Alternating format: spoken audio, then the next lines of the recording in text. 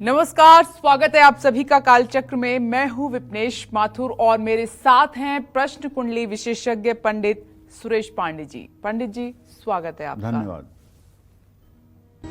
नंदी की मूर्ति जहां भी होगी, भगवान शिव का वास और मां लक्ष्मी की कृपा भी साथ होगी। नंदी लाएं, खुशियां पाएं। देखिए कालचक्र।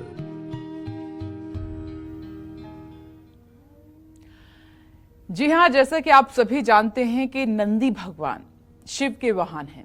नंदी हर शिवालय में विराजमान रहते हैं। नंदी के दर्शन किए बिना भगवान शिव की पूजा अधूरी मानी जाती है। नंदी के कानों में कही गई हर बात देर हो या सवेर पूरी जरूर हो जाती है, ऐसी मान्यता है, ऐसा कहा जाता है। इसीलिए आज कालचक्र में पंडित सुरेश पांडे जी आपको कहने वाले हैं, नंदी लाएं, खुशियां पाएं। क्योंकि नंदी की मूर्ति न सिर्फ आपके बिजनेस को तेजी से बढ़ाएगी, बल्कि भगवान शिव की कृपा के साथ साथ मां लक्ष्मी का वास भी आपके घर, आपके बिजनेस में तरक्की कराएगा। इसके अलावा अगर आपका कोई सवाल मन में आता है, जैसा कि हम हमेशा कहते हैं, प्रोग्राम के दौरान आप पंडित जी से कुछ भी पूछना चाहते हैं तो आप हमें फोन कर सकते हैं। इसके लिए आपको हमारा नंबर नोट करना होगा। हमारा नंबर जल्दी से आप नोट कर लीजिए। नंबर है 0120665241। और आइए अपनी खास चर्चा की शुरुआत करते हैं। नंदी शिव के वाहन क्यों हैं? शिव मंदिर के वाहन नंदी क्यों रहते हैं? और नंदी की मूर्ति लाने से कैसे शिव संग लक्ष्मी कृपा आप पा सकते हैं?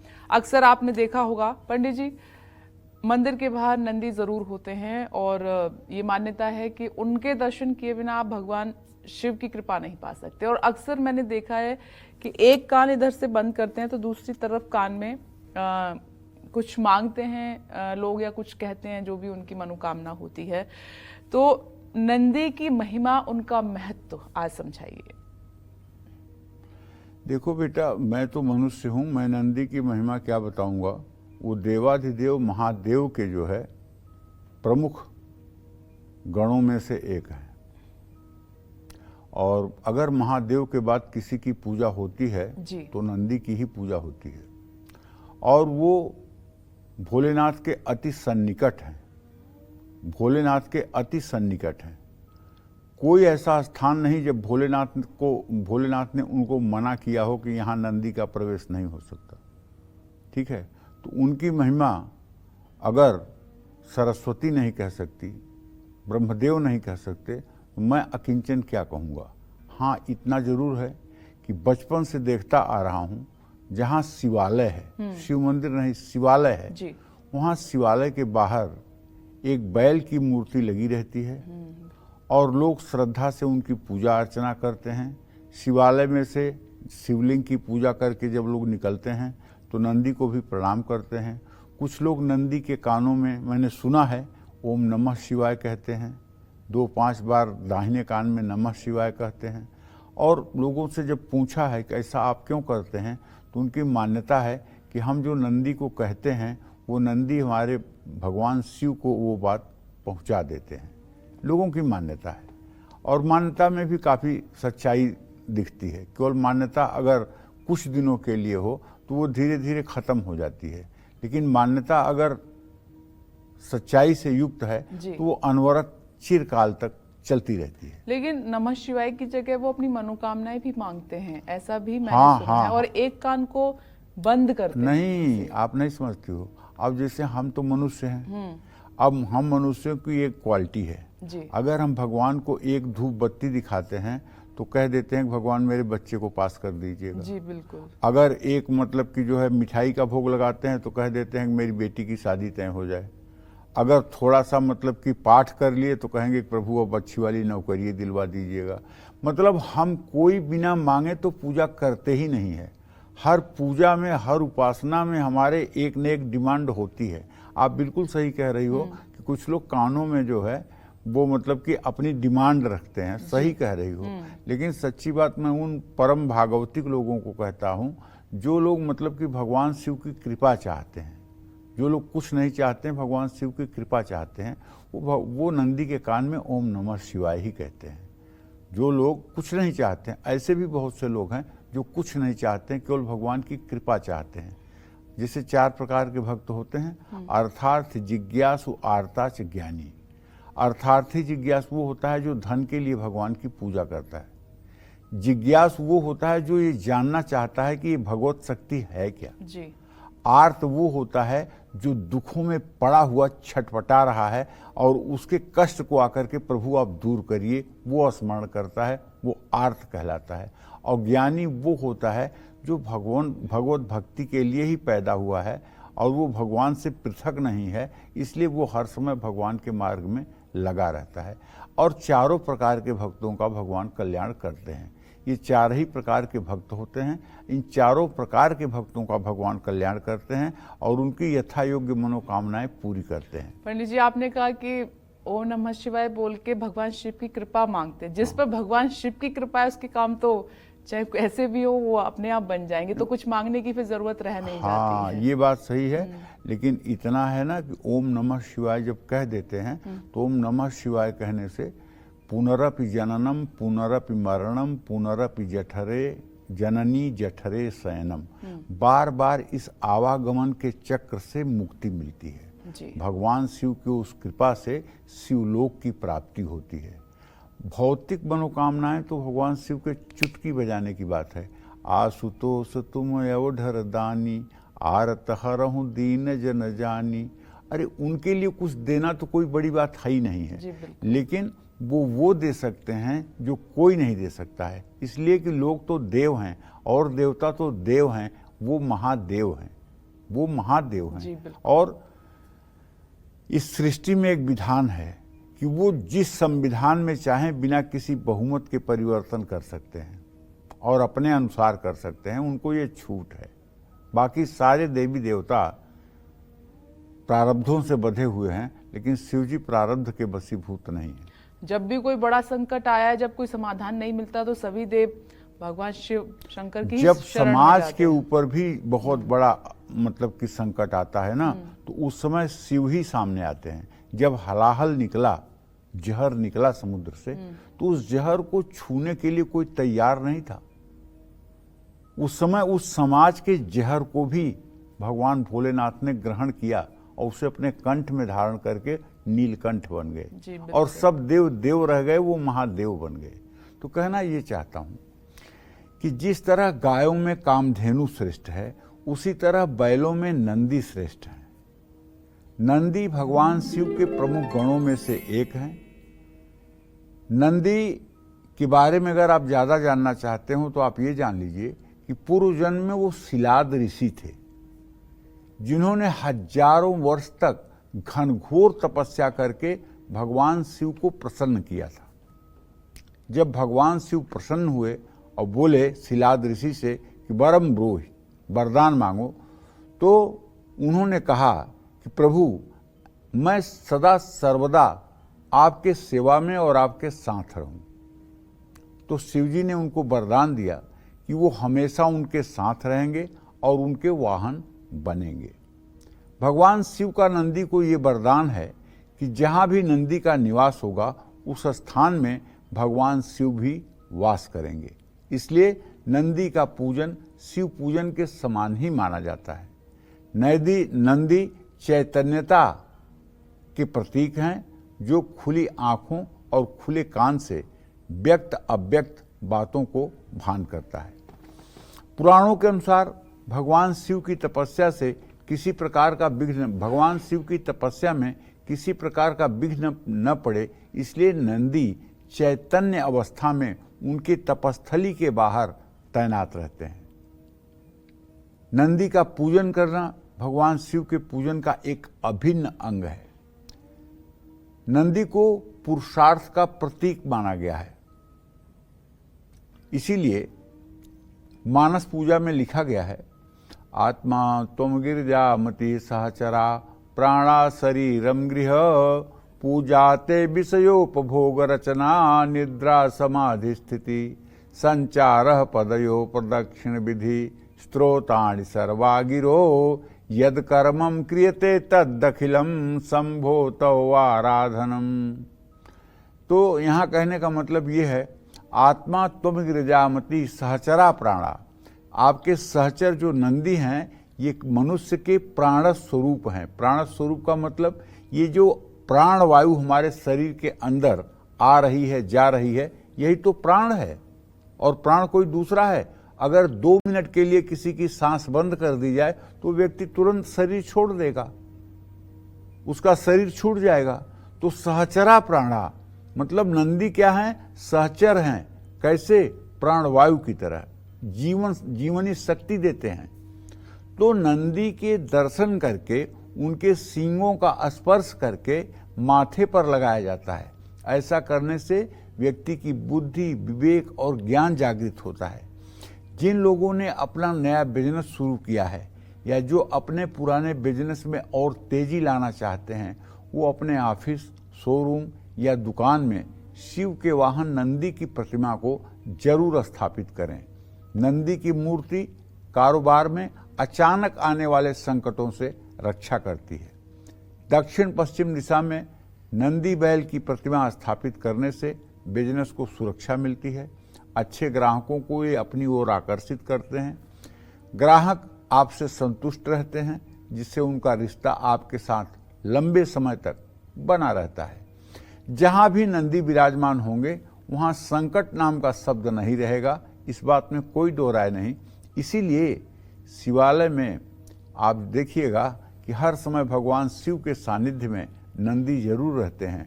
और इसीलिए कहा गया है शिवालय कोट्यसा, मतलब कोई भी मंत्र, अनुष्ठान, जप, पूजा यदि शिवालय में की जाए तो वो करोड़ गुना फलदायी होती है।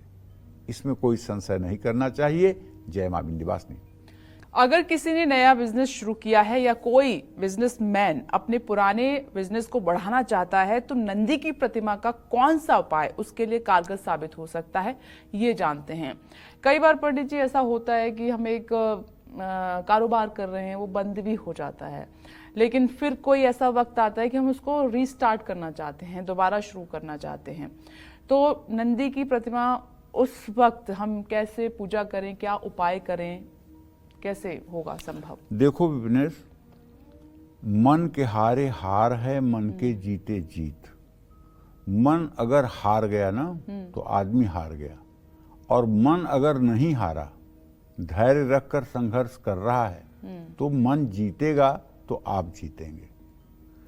तो होता क्या है कि जब हमारे चारों तरफ निगेटिव वातावरण होता है और हम नकारात्मक ऊर्जा से भर जाते हैं, तो हमारे आसान काम भी बिगड़ जाते हैं। बिल्कुल सही। और जब हमारे अंदर सकारात्मक ऊर्जा का प्रवाह होता है, जब हमारे अंदर, वही जैसे हनुमान जी के बारे में कहते नहीं है कि मुख प्रसन्न तन तेज विराजा, मानहु अपर गिरिन कर राजा। जब मन में एक पवित्र संकल्प शक्ति होती है तो चेहरे पर एक तेज उसका झलकता है, और जब मन में मलिनता होती है तो चेहरे पर एकदम अंधेरा छा जाता है। आप किसी को भी देख करके ये अनुमान लगा सकते हैं कि इसका मतलब कि आत्मविश्वास कैसा है। व्यक्ति का आत्मविश्वास जो है उसके जीवन में उत्थान और पतन का प्रमुख कारण है। गीता में तो ये भी कहते हैं कि मन एवं मनुष्याणाम कारण बंध मोक्षयो। मन जो है मनुष्य का बंधन और मोक्ष का कारण है। मन बहुत बड़ी चीज है, और मन जितना दुनिया के अपराध हैं सब मन करवाता है। कोई ऐसा अपराध नहीं है जो मन न करवाता हो। और किसका मन करवाता है? अपना ही मन करवाता है। मन से बड़ा कोई शत्रु नहीं है, समझ रही हो? और मन से बड़ा कोई मित्र भी नहीं है। अगर काम, क्रोध, मद, लोभ, मोह, मद, मत्सर, ये 6 विकार को जीत करके काम निर्विकार हो जाए, मन निर्विकार हो जाए, तो भगवान गीता में कहते हैं इंद्रियाणाम मनश्चास्मि, इंद्रियों में मैं मन हूं। लेकिन वो इंद्रियों में मन तब बनते हैं जब काम, क्रोध, मोह, लोभ, मद, मत्सर से आप दूर हो जाते हैं, तब वो इंद्रियाणाम मनश्चास्मि हो जाते हैं। तब उसी मन में प्रभु तत्व जो है वो प्रकट हो जाता है। उसी मन में वो प्रभु तत्व जो है प्रकट हो जाता है। और व्यक्ति जब मरता है ना, तो मरने के बाद व्यक्ति का मन जो है ये भी उसके साथ ही जाता है, चित्त भी उसके साथ ही जाता है। ऐसा नहीं केवल आत्मा जाती है, मन नहीं जाता है। अगर मन न जाता और मन फिर न आता तो जब पैदा होता है बच्चा और माँ के स्तन के पास जाता है तो उसको कौन सिखाता है कि दूध ऐसे खींचो? दूध खींचना उसे कौन बताता है? कैसे वो जान जाता है? तो चूंकि उसका अभ्यास है जन्म जन्मों का, मन को मालूम है कैसे होता है, इसलिए ऐसा होता है। तो कहने का मतलब ये है, कुछ ऐसी प्रतिमाएं होती हैं, कुछ ऐसी मूर्तियां होती हैं जिन्हें देख करके मन में आह्लादित होना जो है स्वाभाविक है।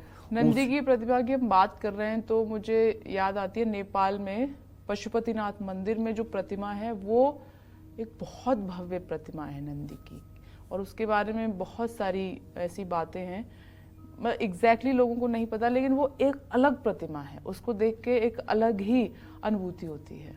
देखो ऐसा है, मैं बता रहा हूँ आपको, जब चांदी की कोई सुंदर सी प्रतिमा नंदी की और बढ़िया बनावट की और चमकते हुए चांदी की कोई सुंदर प्रतिमा और नंदी की सामने हो, तो आपको देख करके आपके नेत्रों को जो सुख मिलता है, आपको जो सुकून मिलता है, वो आपके मन को प्रसन्न किए बिना नहीं रह सकता है। और जब आपका मन प्रसन्न होगा और जब सकारात्मक शक्तियां आपके शरीर में बढ़ेंगी तो कार्य में सफलता तो आपकी दासी बन जाएगी, सफलता तो आपकी दासी बन जाएगी।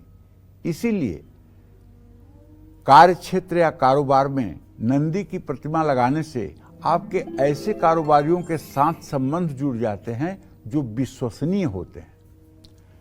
पब्लिक लिमिटेड कंपनियां हैं या ऐसे व्यापारिक संस्थान हैं जहां पर शेयर का काम होता है, ऐसी जगहों पर नंदी ग्राहकों को और शेयरधारकों को कंपनी के प्रति उनके विश्वास और निष्ठा को मजबूत करते हैं।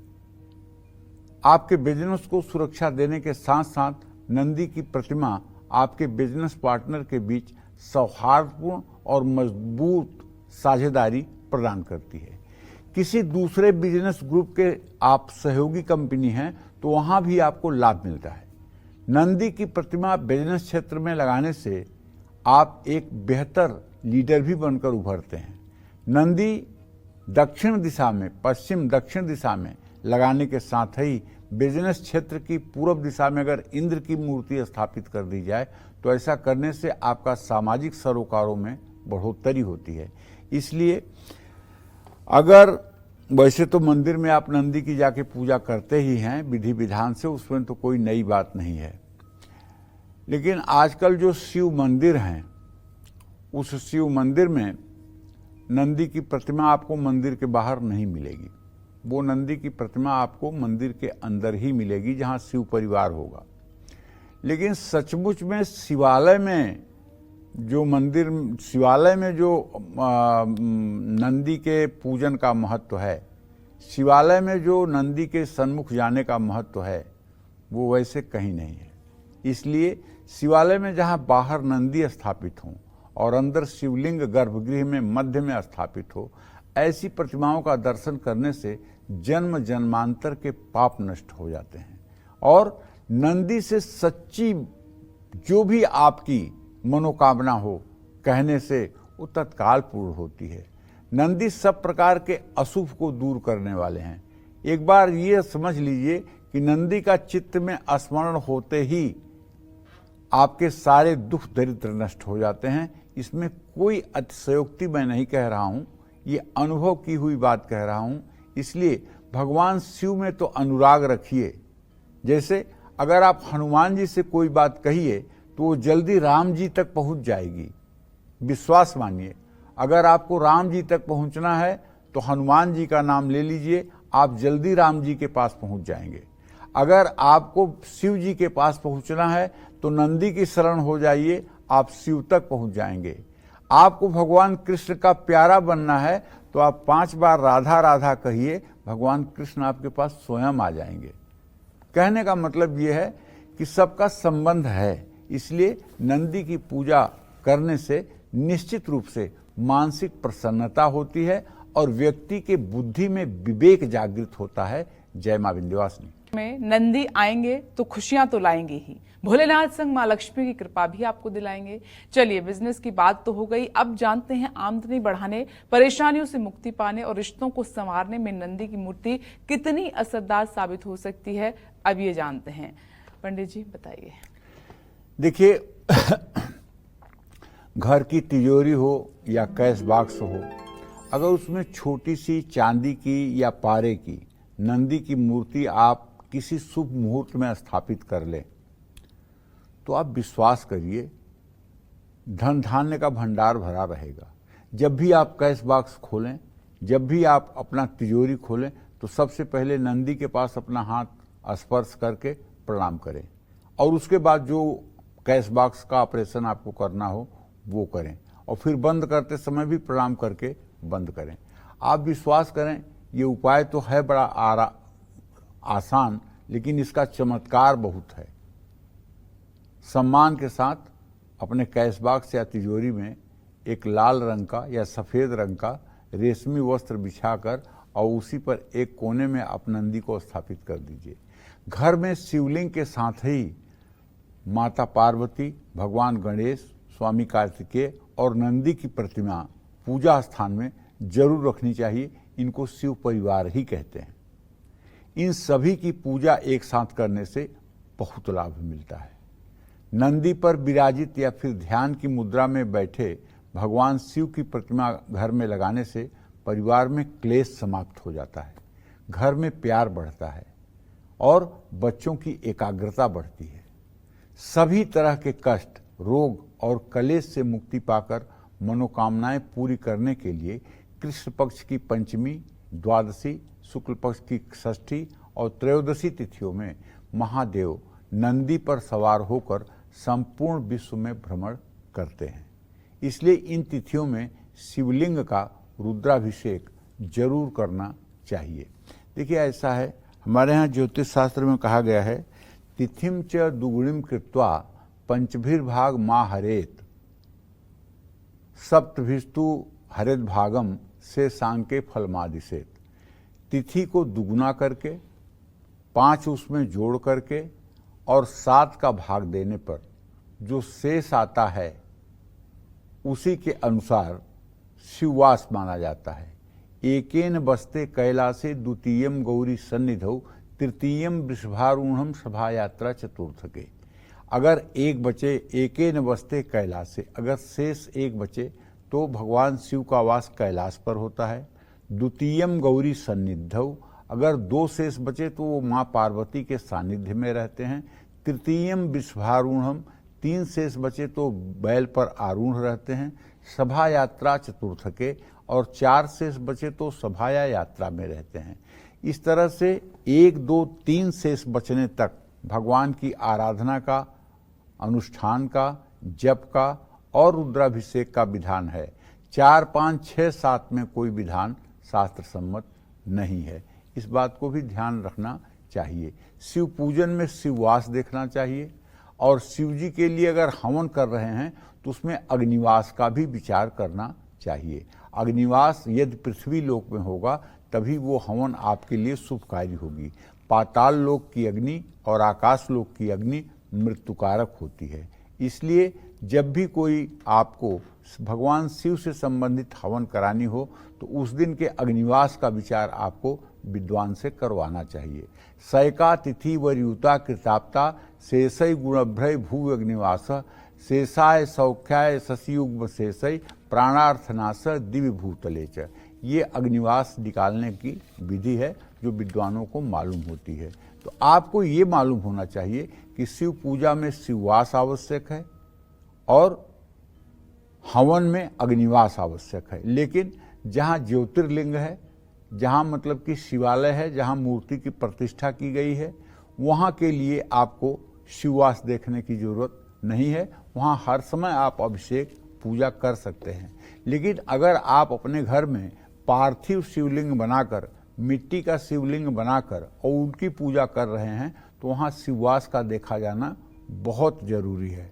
जैसे 12 ज्योतिर्लिंग जो हमारे हैं, इन 12 ज्योतिर्लिंगों में 365 दिन 24 घंटे भगवान शिव की पूजा का विधान है। वहाँ कोई शिववास नहीं देखा जाता है। जय मां विंध्यवासिनी। मूर्ति स्थापित होती है, लोग उनके कान में अपनी मनोकामना कहते हैं। इसका पौराणिक महत्व क्या है और इसके भी कोई खास नियम होते हैं क्या? पंडित जी ने थोड़ा सा आपको बताया है, लेकिन अब डिटेल में इस पे बात करते हैं। पंडित जी, बहुत महत्वपूर्ण है क्योंकि अमूमन लोगों को बहुत उत्सुकता होती है, जैसे शिवलिंग पे जल चढ़ाते हैं, वो नंदी के दर्शन करके, मैंने कहा ना, मैंने देखा है, एक कान को बंद करते हैं। उसका मतलब क्या है? एक कान को क्यों बंद करते हैं? ताकि उस कान से वो बात निकल न जाए। ओके, और दूसरे से कुछ कुछ वो बोलते हैं। नंदी के कान में भी अपनी समस्या या मनोकामना कहने के कुछ नियम हैं, उनका पालन जरूरी है। जैसे नंदी के कान में अपनी मनोकामना कहने से पहले नंदी का पूजन करना चाहिए। गंधाक्षत पुष्प धूप दीप नैवेद्य से पूजन करना चाहिए, उनके माथे पर तिलक करना चाहिए, और अगर एक माला हो तो उनके गले में माला डालनी चाहिए, और कुछ उनके नैवेद्य भोग प्रसाद के रूप में भी कोई फल चढ़ाना चाहिए। मनोकामना बोलने के बाद उनके पास कुछ भेंट जरूर रखनी चाहिए, भेंट प्रसाद के रूप में भी की जा सकती है। नंदी के कान में अपनी मनोकामना कहते समय इस बात का ध्यान रखें कि आपकी कही हुई बात कोई और ना सुने, मतलब इस तरह से कहें कि आपकी बात केवल नंदी सुने। नंदी के कान में अपनी बात कहते समय अपने होठों को अपने दोनों हाथों से ढक लें, ऐसे करके बोलें। नंदी के कान में कभी भी किसी दूसरे की बुराई या दूसरे व्यक्ति के बुरा करने की बात न कहें, केवल अपने कल्याण की बात कहें। ऐसा करने से आप शिव के क्रोध के भागी बन जाएंगे।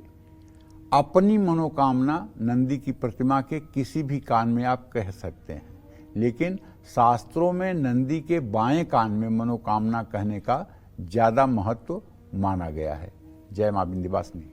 अगर अपने घर या कार्यक्षेत्र में नंदी की प्रतिमा ला रहे हैं तो आपको भी कुछ खास नियमों का पालन करना होगा और कुछ खास बातों को भी हमेशा ध्यान में रखना होगा। वो नियम और वो बातें क्या हैं, ये पंडित जी आपको बताएंगे। पंडित जी बताइए। देखो, कर्मकांड में तो हर चीज में नियम होता है।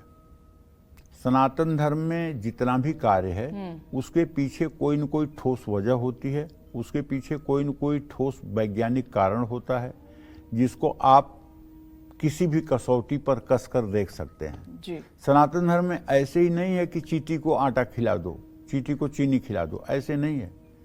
उसके पीछे भी कारण है कि चींटियां जमीन के बिल बनाती हैं और उसमें ऑक्सीजन जाती है, और ऑक्सीजन जब मिट्टी में जाती है तो उससे जमीन की उर्वरा शक्ति बढ़ती है। मतलब कितनी छोटी छोटी बात है। बिल्कुल। नाग पंचमी के दिन हम नाग को दूध पिलाते हैं। नाग अगर मिल जाए, डस ले तो आदमी मर जाएगा, लेकिन उसको भी हम नाग पंचमी के दिन दूध पिलाते हैं। क्यों पिलाते हैं? नागों का रहना भी जरूरी है। हमारा कृषि प्रधान देश है। सर्प जो है वो जितने भी कृषि को नुकसान पहुंचाने वाले कीड़े मकोड़े हैं उनको खा जाते हैं। तो मतलब हमारे सनातन धर्म में हर चीज का कोई न कोई लॉजिक है, हर चीज का कोई न कोई महत्व है। तो उसी तरह से नंदी की प्रतिमा आमतौर पर सोमवार को ही खरीदनी चाहिए। सावन के किसी भी सोमवार को नंदी की प्रतिमा खरीद कर आप ला सकते हैं। इसके अलावा बुधवार, गुरुवार या शुक्रवार को भी नंदी की प्रतिमा खरीदना शुभ होता है। घर लाकर नंदी की प्रतिमा को एक साफ बर्तन में कच्चा दूध डालकर 1-2 घंटे के लिए रखें।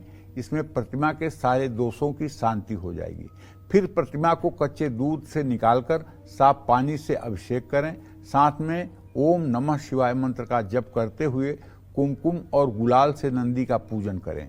उस दिन लाभ की चौघड़ियां देखकर उसी मुहूर्त में प्रतिमा को स्थापित करें। जय मां विंध्यवासिनी। जल्दी से अपने स्पेशल सेगमेंट की शुरुआत करते हुए बात करते हैं दूषित चंद्रमा की। अगर आपकी कुंडली में चंद्रमा दूषित होकर अशुभ फल दे रहा है तो आपको इससे बचने के लिए कौन से उपाय करने चाहिए, आइए जान लेते हैं।